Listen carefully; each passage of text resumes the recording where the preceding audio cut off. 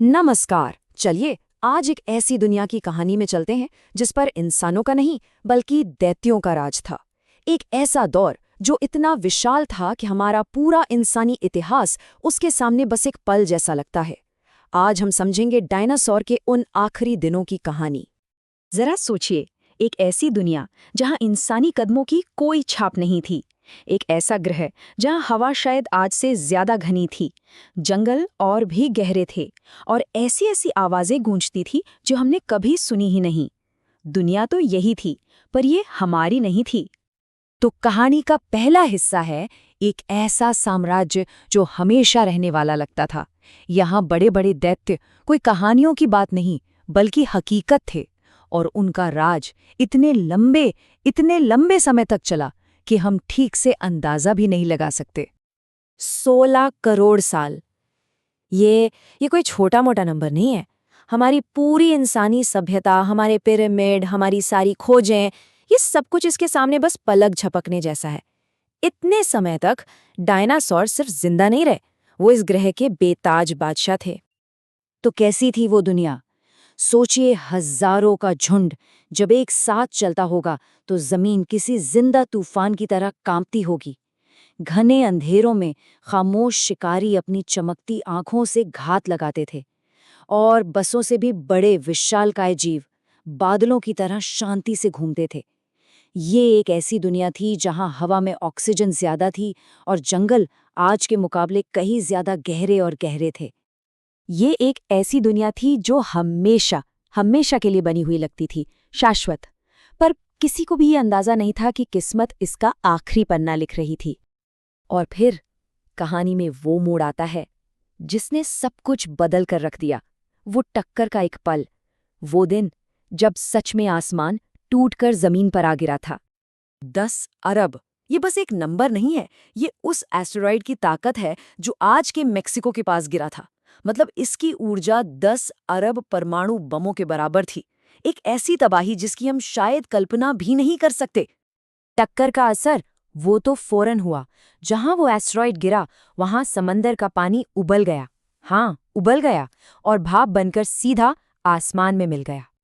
उस टक्कर से जो गर्मी की लहर उठी, उसने हजारों किलोमीटर दूर तक के जंगलों में एक पल में आग लगा दी।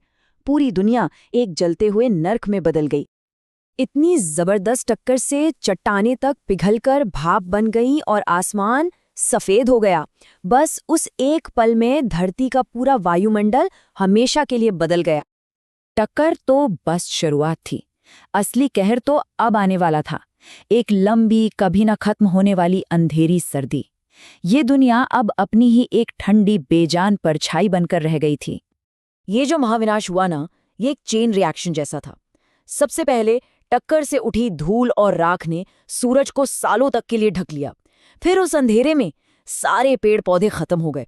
अब जब पौधे नहीं बचे तो उन्हें खाने वाले शाकाहारी जानवर भूखे मरने लगे, और जब वो भी खत्म हो गए तो उनका शिकार करने वाले मांसाहारी भी एक एक करके विलुप्त हो गए। इतने विशाल जानवरों की दुनिया का अंत किसी जोरदार दहाड़ से नहीं हुआ, बल्कि खामोशी से हुआ। एक एक करके सारी प्रजातियां चुपचाप इस दुनिया से हमेशा के लिए मिट गईं। लेकिन जैसा कि कहते हैं, कहानी यहाँ खत्म नहीं होती, क्योंकि गहरे से गहरे अंधेरे में भी जिंदगी ने अपना रास्ता ढूंढ ही लिया। इस तबाही में एक बहुत अजीब सी बात हुई। देखिए, एक तरफ थे वो गिरे हुए शासक, धरती पर चले अब तक के सबसे बड़े जानवर जो अंधेरे और ठंड के आगे बिल्कुल बेबस थे।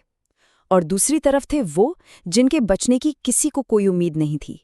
छोटे छोटे स्तनधारी जीव जो जमीन के नीचे बिलों में छिप गए।